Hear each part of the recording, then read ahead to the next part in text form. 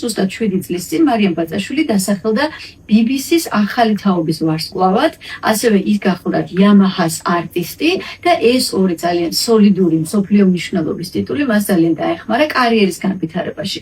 Როგორ დაეხმარა, როგორ მოვიდა დღემდე ყველაფერი და ახლა როგორ ჩაუდგა მარიამის სათავეში ამ კონკურსის წამოწყებას, აი ამ ყველაფერზე ვისაუბრებთ რადიო იმერის დილის ეთერში. მოგესალმებით მარიამ, გამარჯობა. მოგესალმებით. დიდი მადლობა თქვენ. მადლობა ასევე სტუმრობისთვის და მოდი ჯერ ამ თავარი იდეით დავიწყოთ. ეს არის ლისტის სახელობის კონკურსი ფესტივალი, ხო? ფესტივალი. ლისტის სახელობის ფესტივალი. როდის დაარსდა და ვიზე არის ძირითადად ფოკუსირებული, რომ ჩვენმა მსმენელმა ვინც ახლა გვისმენს და გვიყურებს კიდეც ჩვენი სოციალური პლატფორმების მეშვეობით, სოციალურ მედიაში და დაფიქრდნენ, რომ მონაწილეობა მიიღონ ამ ყველაფერში. სულ რამდენიმე კვირის წინ დაარსდა და ეს იქნება პირველი ფესტივალი, გაიმართება სტამბოლში 7-დან 12 ივლისამდე. ივლისამდე, ანუ წელს ივლისში უკვე გაიმართება, ხო? პიანისტების სხვადასხვა მიმართულება არსებობს პროგრამის მიხედვით, ასაკის მიხედვით, გამოცდილების მიხედვით. ვიზე იქნება ეს ფესტივალი ორიენტირებული? მონაწილეობა შეუძლია მიიღოს ნებისმიერმა პიანისტმა 15-დან სადღაც 35 წლამდე და ჩვენი ძირითადი აქცენტი ხდება ფრანც ლისტის მუსიკაზე, თუმცა თავისუფლად შეუძლია ადამიანს აგრეთვე სხვა კომპოზიტორის ნაწარმოებებიც მოიტანოს.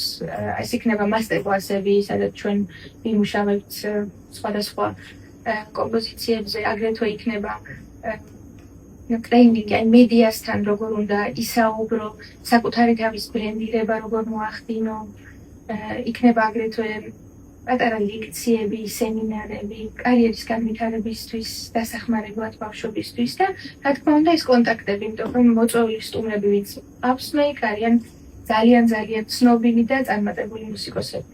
აი ძალიან საინტერესო დეტალი თქვით, იმიტომ რომ ხშირად არის ამაზე საუბარი, რომ დღეს თანამედროვე სამყაროში მარტო ის რომ კარგად დაუკრა, ან კარგად დახატო რამე, ან კარგი წიგნი დაწერო, მარტო ეს აღარ არის საკმარისი, იმიტომ რომ საჭიროა იქ აგენტი, საჭიროა მედიასთან ურთიერთობის ცოდნა, კომუნიკაციების ყველაფერი. აი, მით უმეტეს ახლა თქვენი პირადი გამოცდილებით დავასახელეთ, ხო, BBC-ს ავტორთა თაობის ვარსკვლავობა, Yamaha-ს არტისტობა. აი, ამით მიხვდით ალბათ, რომ რაღაცა საერთაშორისო კონტექსტში საკუთარი თავის წარდგენა უნდა ისწავლო ადამიანმა.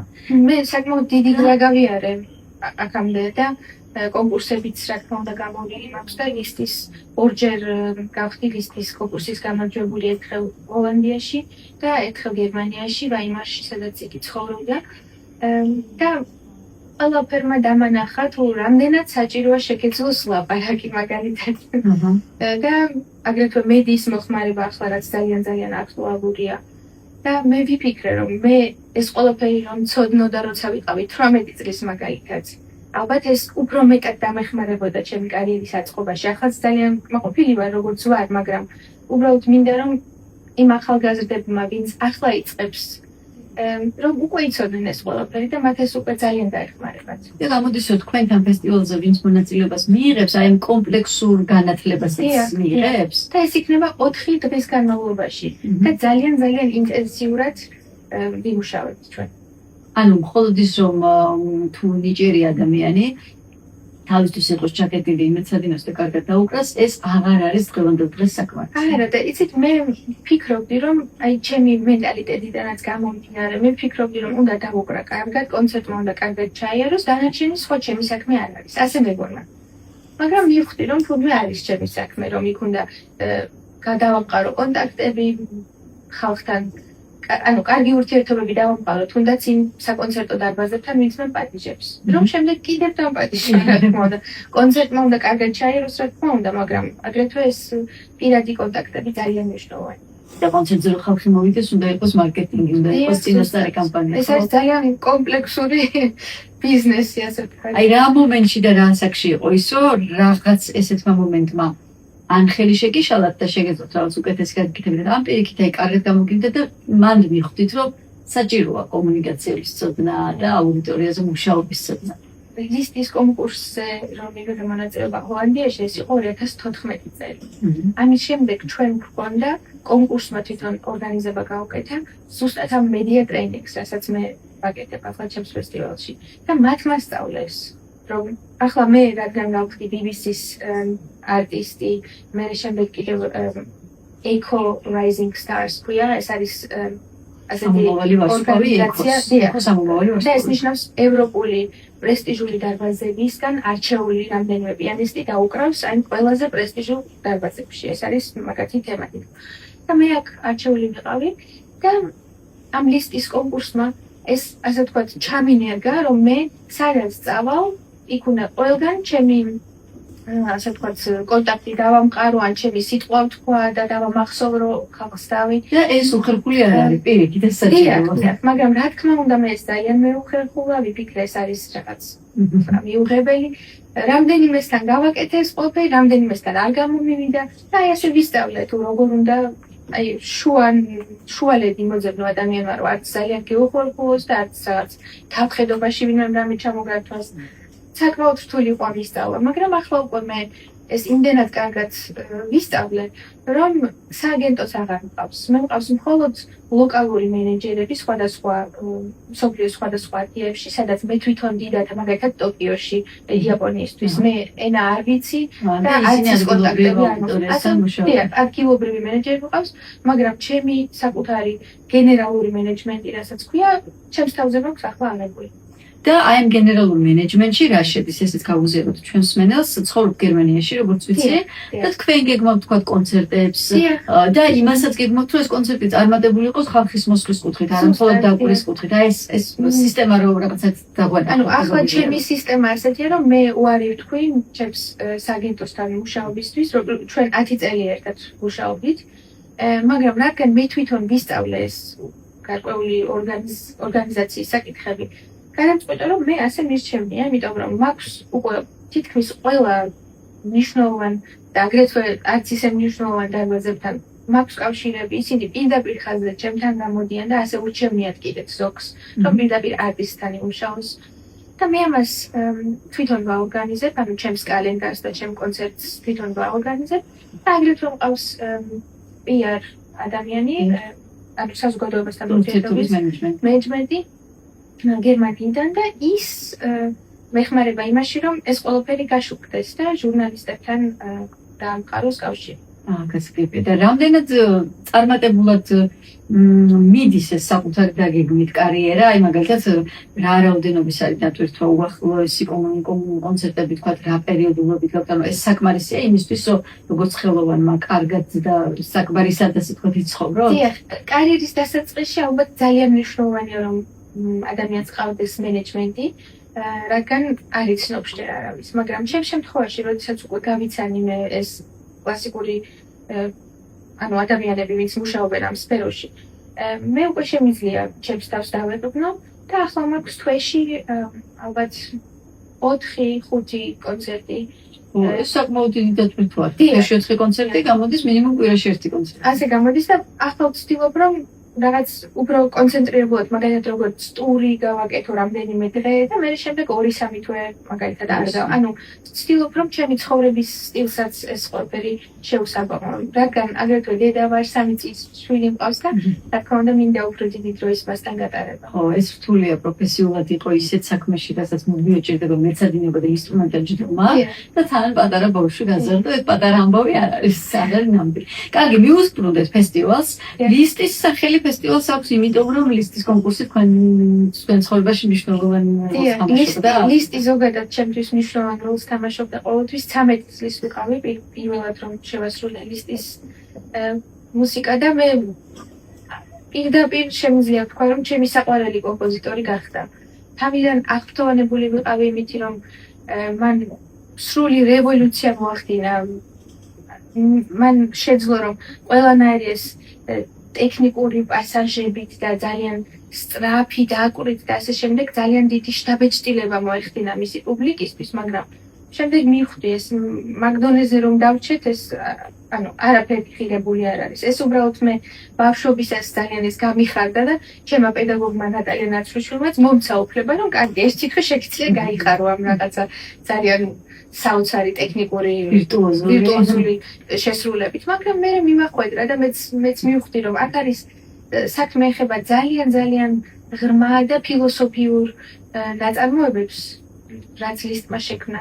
უბრალოდ ეს უნდა გაიგო და მიხვიდე იქამდე. ანუ უნდა ყველანაირი ტექნიკური პრობლემა დაძლიო, და მხოლოდ ამის შემდეგ შეგეძლება რომ გამოხატო ის, რაც იმ მუსიკაში იდებს. სამწუხაროდ ბევრი პიანისტი რჩება ამ დონეზე, რომ მხოლოდ აჩვენებს თავის თავს, თუ რა შეუძლია. აი ეს არის ძალიან სამწუხარო და მე ეს ბავშვობიდან როგორც ჩემ მისიად ავიღე, რომ ჩვენ უნდა შევცვალოთ ეს მიდგომა, რადგან ეს ასე ნამდვილად არ არის და თუ ჩავუკვირდებით მის ნაწარმოებებს, მაგალითად რელიგიური და პოეტური ალბომი აქვს, სადაც შედის რამდენიმე ნაწარმოები, ეს არის სრული ლოცვა, ეს არის პირდაპირ უფალთან კავშირი. ანუ ეს არის ისეთი სულიერი ნაწარმოებები, რაც მან დაწერა, რომ ზოგი ადამიანი ვერც მიხვდება, რომ ეს ლისტის დაწერილია.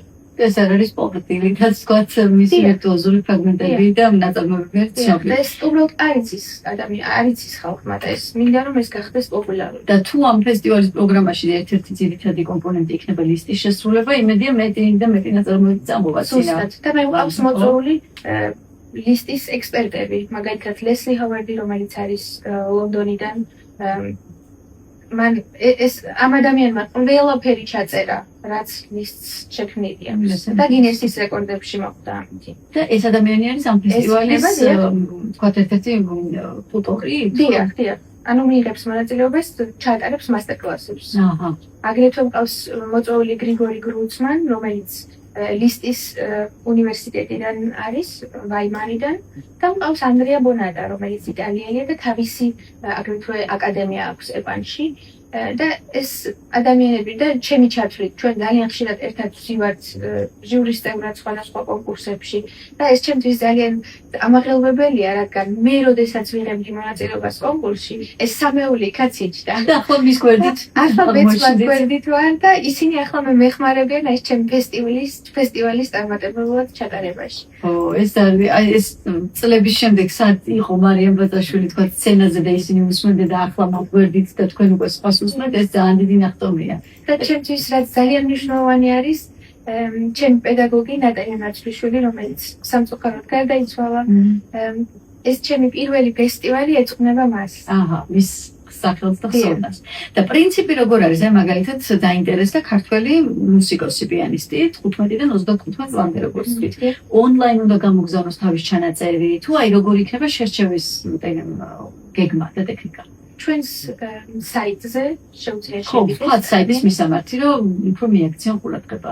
ეს არის list.festival.com. აჰა. აქ შეუძლია შევიდეს პიანისტს, შეავსოს განაცხადი. ეს არის ძალიან მარტივი განაცხადი, სადაც უბრალოდ მცირე ბიოგრაფია, სახელი, გვარი და შემდეგ ატვირთოს უბრალოდ ლინკი მისი შესრულების სადღაც ბოლო 1 წლის განმავლობაში, რაც შეასრულა. ამის შემდეგ ჩვენ რამდენიმე ადამიანი განვიხილავთ ამ აპლიკაციებს და შემდეგ გადავწყვეტთ და ავირჩევთ 16 პიანისტს, ვისაც შეიძლება შემდეგ უკვე ჩამოვიდეს და ამ ყველაფერში მონაწილეობა მიიღოს. ანუ 16 პიანისტი თან უკრავს თვითონ, თან იღებს მასტერკლასებს და იმ საერთო განათლებას კომპლექსურს სადაც ვილაპარაკებთ. და 2 კონცერტიც გვექნება გახსნის და დახურვის და დახურვის კონცერტზე ეს ყველა 16 ადამიანი მიიღებს მონაწილეობას. 4 დღე გაგრძელდება ეს ყველაფერი. 4 დღე. აი ხა საინტერესოა გადანაწილება გეოგრაფიის მიხედვით, იმიტომ რომ მე მეგონა რაღაც პირველ რიგში გერმანია ვიფიქრე, რადგან თქვენ გერმანიაში ცხოვრობთ, მაგრამ აღმოჩნდა რომ არის სტამბოლში, მაგრამ არა მხოლოდ სტამბოლში. ეს როგორი გეგმა ამ ლისტი თავისი დაახლოებით 9 წლის განმავლობაში ლისტომანია ერქვა ამ პერიოდს, როდესაც თვითონ მოგზაურობდა თავის კონცერტებზე და ეს ძველი დროისთვის, როდესაც იგი ცხოვრობდა მე-19 საუკუნისთვის, ეს ძალიან განსაკუთრებული რამით მიიჩნეოდა. ამიტომ სადაც ის ჩადიოდა, ყველგან დიდი სიხარულით ხვდებოდნენ და ძალიან დიდ ფურორს ახდენ და ყველგან. და ამან გამიკეთა მე შთაგონება იმისი, რომ ფესტივალი იმის მაგივრად, რომ ერთ ადგილზე გავაკეთოთ და ხალხი ჩამოვიდეს იქ, ფესტივალმა თვითონ იმოგზაუროს. და ჩემი პრეტენზია არის ის და ჩემი ოცნება არის ის, რომ ეს ფესტივალი სადაც ჩამოვა, იმ ქალაქში, ასე ვთქვათ, დიდი ზეიმი გაიმართოს და ყველას ძალიან უხაროდეს. და ამ წელს გადავწყვეტეთ სტამბოლში. ანუ პირველი იქნება სტამბოლში. და შემდეგ შეიცვლის მისამართი. შემდეგ შეიცვლის. ეს იქნება წელიწადში ერთხელ? დიახ. ალბათ ზაფხულობით, ხო? ზაფხულობით, დიახ, წელიწადში ერთხელ. ой, რა საინტერესო. ანუ ფაქტობრივად თანამედროვე დროში დიდი ლისტოვანია. დიახ. იწყება ამ ფესტივალთან ერთად. მაგრამ საერთაშორისო ეს არ მხოლოდ ქართველებისთვის. ეს არის საერთაშორისო, დიახ. განაცხადები უკვე შემოდის და პიანისტები არიან საფრანგეთიდან, გერმანიიდან, პოლონეთიდან, ვინც უკვე დარეგისტრირდა სამხრეთ აფრიკიდან აგრეთვე. ქართველებო, მე მგონი მობილიზდეთ. ეხლა რომ ჩვენი სიტყვაც ვაჩვენოთ, მით უმეტეს ჩვენი საშემსრულებლო ძალიან სკოლა გამიხარდება საკმაოდ ქართველებიც. მაღალ დონეზეა. დიახ. არ უნდა დაიჩაგროს მათი სახელის და გამოჩენა. კიდევ ერთი საინტერესო დეტალი მაქვს ფესტივალში, რომ ყავს აქტიური მონაწილეები, ანუ ვინც მიიღებს ამ ყველაფერში მონაწილეობას და დაუკრავს და პირადი შეხება ექნება მენტორებთან და გვაქვს პასიური მონაწილეობის, ანუ ეს ნიშნავს, რომ ადამიანს თუ უნდა რომ დაესწროს ყველა მასტერკლას, აგრეთვე ამ ტრეინინგებს, რასაც ვაკეთებთ, კონცერტებს, შეუძლია შეიძინოს ეს პასიური ბარათი, ასე ვთქვათ, რომლითაც შეიძლება რომ ყველაფერს დაესწროს და დაესწროს და ცოდნაც მიიღოს. ცოდნაც მიიღოს, შეუძლია ჩაერთოს, ის გვექნება კითხვა-პასუხის მომენტიც გვექნება, შეუძლია მაშინ ჩაერთოს, უბრალოდ არ შეასრულებს.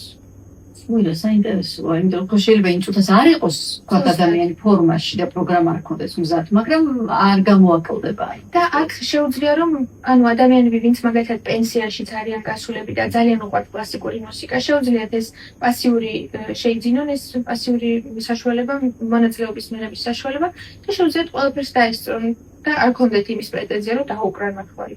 ეს ძალიან საინტერესო გადაწყვეტილება. ხე Yamaha-ზე მინდა ვიკითხო ესეთი რამ, როდესაც Yamaha-ს არტისტი ტიტული მიიღეთ, ესეც იყო დაახლოებით 7-8 წლის წინ, მაშინ იყო ესეთი ინფორმაცია ცნობილი, რომ თქვათ ის კონცერტი, სადაც თქვენ უკრავთ, არის კიდევ გამორჩეული იმით, რომ Yamaha-ს მოაქვს თავისი ინსტრუმენტი დარბაზში და აუცილებლად უკრავთ Yamaha-ზე.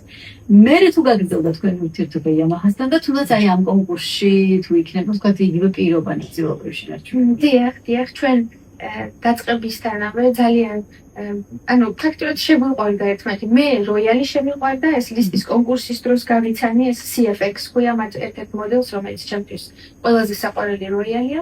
მე შემოყვარდა როიალი, შემდეგ გავიცანი იქ ხალხი, ვინც არის Yamaha-ს წარმომადგენლები და ჩვენს ადამიანურ დონეზეც ერთმანეთი შემოყვარდა და დღემდე ცდილობს Yamaha ყოველთვის, აი მე მაგალითად მაქვს ჩაწერები Warner Classic-თან და ჩემი დისკების ანუ სადაც წერ შესრულებებს აგრეთვე ონლაინ სტრიმინგ პლატფორმებისთვისაც ყოველთვის Yamaha-ს როიალზე წერ. აგრეთვე როდესაც კონცერტებს ვატარებ და ჩემთვის ძალიან მნიშვნელოვანი დარბაზებია, როგორც არის მაგალითად ვიგმორის დარბაზი ლონდონში, ან ვენის დარბაზი, ან არ ვიცი, სხვადასხვა ადგილებში, სადაც მე მნიშვნელოვნად მივაჩვენე, მე ყოველთვის Yamaha-ს ვეუბნები, ისინი ჩემს საყვარელ როიალს მოიტანენ და ანუ ძალიან ბედნიერები ვართ ყველა. და ახლა ფესტივალზეც როგორც კი მოვუტევი, ეგრევე გამოხატეს თვითონ სურვილი, რომ ჩვენ გვინდა ანუ ვუსპონსოროთ ფესტივალს, რაც ნიშნავს, რომ თავიანთ ბოლო მოდელს CFX აგრეთვე მოიტანენ ჩვენი კონცერტებისთვის. ანუ გამოდის რომ ამ ფესტივალზე მონაწილე პიანისტებს იმის ფუფუნებაც ექნებათ, რომ Yamaha-ს უახლეს მოდელზე შეასრულონ. ზუსტად.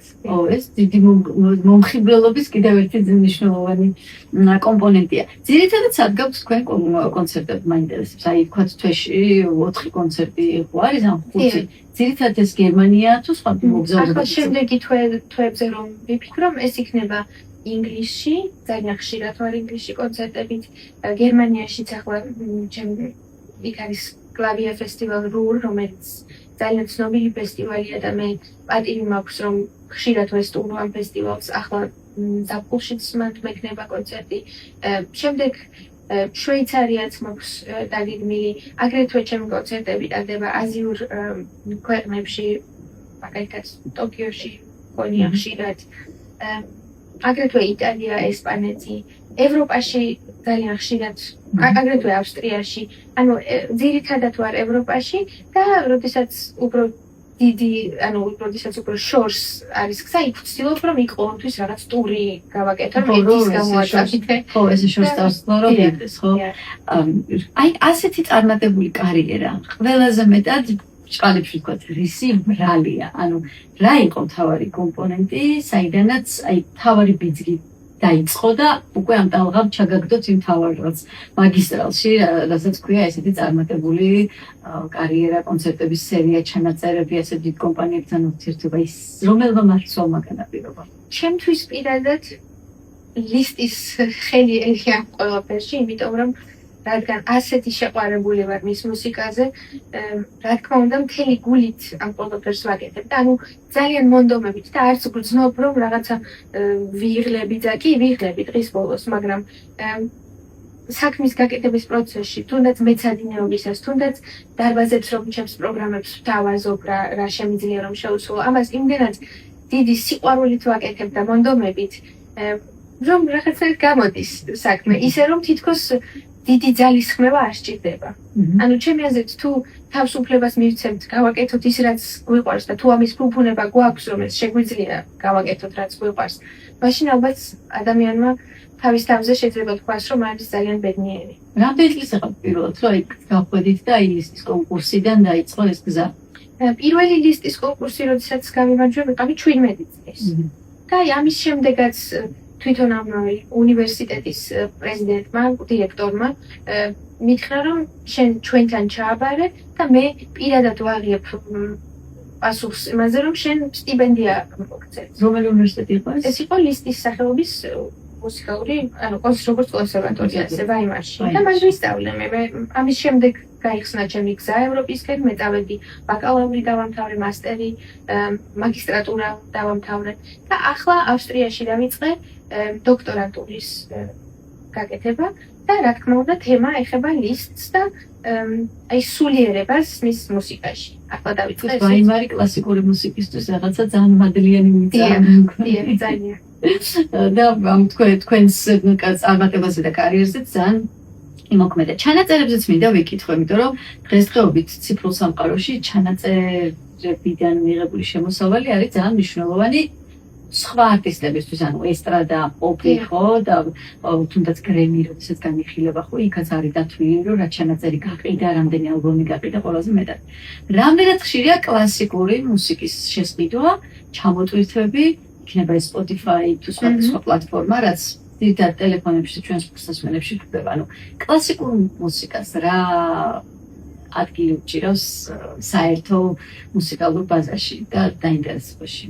ალბათ არ არის იმ დონეზე, როგორც მაგალითად პოპ მუსიკა არის, თუმცა ჩემთვის რაც ძალიან საინტერესო იყო, მე ახლა მუშაობაში ვარ Warner Classic-თან, ჩვენ გვესამი ალბომი გამოვაქვეყნეთ და ახლა აპრილში წერთ კიდევ ერთს და ეს ჯერჯერობით არ არის ცნობილი ანუ ამ სფეროში, ამ სცენებზე არ არის ჯერ ცნობილი, მაგრამ თქვენ გეტყვით, ეს იქნება გია ყანჩელის 33 მინიატურა. ეს ჩაწერასაც ვაპირებ. ანუ ქართულს კლასიკასაც ასრულებთ. დიახ.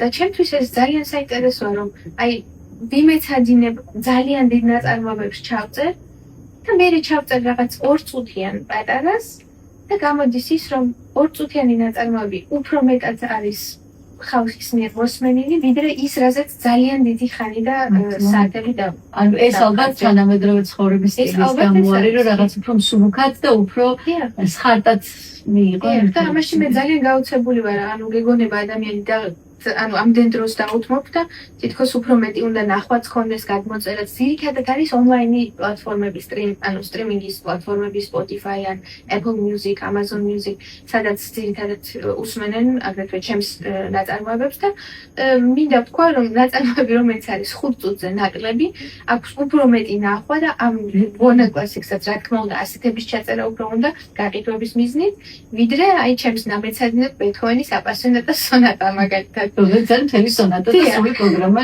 წარმოდგენილი. მაგრამ აიგეთ თანამედროვე ჩემსაც აღმოჩენა არასასიამოვნო აღმოჩენა იყო, როდესაც პირველად დავაკვირდი ჩემი შვილების თაობას, რომ TikTok-ზე სიმღერებს უსმენდნენ აჩქარებით. ანუ ვერ მივხვდი რანაირად უნდა მოისმინოს სიმღერა, რომელიც ისეთ 3 წუთია ხო, მეტი ხო არ არის საშუალო. იმას კიდე რო აჩქარებ, ანუ მუსიკა სად არის. მაგრამ აი ხო ეგ არის, თანამედროვე დრო ეგ არის. თუმცა მინდა ვთქვა, რომ ჩემთვის ძალიან მნიშვნელოვანია Instagram-ი მაგალითად, იმიტომ რომ Instagram-ზე დავიწყე მე ეს პატარა პატარა მინი გაკვეთილების გაკეთება, სადღაც 2 წლის წინ ჩემი პედაგოგი როდესაც გარდაიცვალა, მე გადავწყვიტე, ახლა მე უნდა აი ეს მისი სკოლა, ასე ვთქვათ, გავაგრძელო საერთაშორისო მასშტაბით. და ესე გავაკეთე 1 წუთზე ნაკლებიანი ვიდეოები, სადაც რაღაც პრობლემას ვაჩვენებ, არ ვსაუბრობ და უბრალოდ ვაჩვენებ, როგორ უნდა გამოასწორონ ეს პრობლემა. და ამან თავიდან არ ვიცი, ალბათ 2-3 ადამიანი მყავდა გამომწერი და როდესაც დავიწყე ამის აქტიურად დადება ასეთი ვიდეოების დღეს ყავს 75,000 ადამიანი, ვინც ამას უსმენს, აზიარებს და წერენ აგრეთვე მასწავლებლებიც, თვითონ პიანისტებიც, თუ როგორ მათ ეს ეხმარება ამ ყველაფერს და მე ეს ძალიან მიხარია, იმიტომ რომ ეს ცოდნის გადაცემა ჩემი აზრით ძალიან მნიშვნელოვანია და თან მით უმეტეს ჩემი ნატალია ნაცვლიშვილი, რადგან აქ აღარ არის და თვითონ აღარ შეუძლია, ახლა ეს ჩემი ვალია, რომ მისი სკოლა მე ესე გავაგრძელო. და აი ეს მაჩვენებელი follow-erებს ასაც ეძახიან გამომწერები და მომწონებლები რა სისწრაფით იმართებს თუ სწორად მიმართავ ხო საკუთარ სოციალურ ქსელს. იმასაც მეტყველებს, რომ იმ ფესტივალში ხო გაქვს ჩადებული ეგ საკუთარი თავის მართვის და პრეზენტაბილურობის ნაწილიც. აი იქაც ეგ მნიშვნელოვანია, რომ დღეს აი სოციალური ქსელი უნდა გქონდეს, პლატფორმა უნდა გქონდეს, სადაც შენს თავს აჩვენებ და ასე შემდეგ. ესეც უნდა იცოდე. ძალიან მნიშვნელოვანია. Instagram-ი, TikTok-იც ალბათ. უხაროდ კი. ხო, არა, მე დავაკვირდი რომ თუ სწორად მიმართავ ინტერესების სფეროს, აი TikTok-ი არის ყველაზე მეტად რაღაცა ისეთი მოკლედ შემოთავაზებულია მთავარი ამბავი. და თუ ეს ამბავი არ არის რაღაც ისეთი ბულვარული და მართლა საინტერესო თემა გაინტერესებს, მე გაძლევს უკვე კარგ მასალას. და ამიტომ შეიძლება რომ TikTok-საც ვიპოვოს ფოტორაფერი, მე გლენბუდის გვერდი მაქვს წერილი. TikTok-ზე და იქაც ესეთი მოკლე ვიდეოებია დადებული და ყოველ შეხვედრაზე ვბედნიერდები ხოლმე რამდენიმე წამით. ძალიან აჩქარნა რაღაცნაირად ცხოვრება და ამიტომ ვიდეოების შემცირდა ვიდეოების დროც. და ამიტომ ეს ძალიან აქტუალურია. მაგრამ ნახე ხა თვითონ არტისტის ცხოვრება როგორი გამოვიდა, რომ ჯერ უნდა იმეცადინო, მერე პროგრამა უნდა დაგეგმო. თან კონცერტები უნდა დაგეგმო, ახლა თქვენ თავზეც წვევთ. კიდე იმაზე უნდა იფიქრო, რომ მოდი TikTok-ისთვის და Instagram-ისთვის ვიდეო გადავიდე. ძალიან ბევრი საქმე აქვს. ანუ მიაქვს ამას დრო, ხო? ჭირდება ამას გადაღება. მაგრამ ალბათ უნდა სწორად დაორგანიზო, არ უნდა გაგიშდე ყველა დეტალზე. უნდა იცოდე, აი რაც ძალიან მნიშვნელოვანია, ის გააკეთო და ორგანიზება გავაკეთო დღეს ისე, რომ დასვენებისთვისაც ადამიანს ეყოს დრო. მართალი. დასვენება მნიშვნელოვანია და დასვენის პროპაგანდა გჭირდება. მოკლედ, კიდევ ერთხელ შევახსენოთ ჩვენს მსმენელს და მაყურებელს ასევე ციფრული პლატფორმებით, რომ დიდი ლისტომანია იწყება მარიამ ბაძაშვილის მიერ დაარსებული ფესტივალით. საიტის მისამართი გავიმეოროთ listfestival.com. აი ამ საიტზე შეგიძლიათ ნახოთ წესები იმისა თუ როგორ შეგიძლიათ ამ ფესტივალზე მოხვდეთ. 16 საუკეთესო პიანისტი შეირჩევა, რომელიც წელს ზაფხულში სტამბულში შეიკრიბება და ამ ფესტივალის პირველ წელს ჩაატარებს და მიიღებს მასტერკლასებს და ექნება საშუალება, რომ საკუთარი რესურსი და პოტენციალით გამოავლინოს და ახალი ცოდნაც მიიღოს. მე მგონი სწორად ყველაფერს მენელებს, ხო? ძალიან დიდი მადლობა თქვენს სტუმრობისთვის. მარიამ ბაძაშვილი გახლდათ ჩვენი სტუმარი, ქართველი პიანისტი, ძალიან წარმატებული კარიერით, სწორედ ამ კარიერაზე მთავარ აქცენტებზე საუბრობდით ჩვენ დილის ეთერში. მადლობა და წარმატებებს გისურვებთ.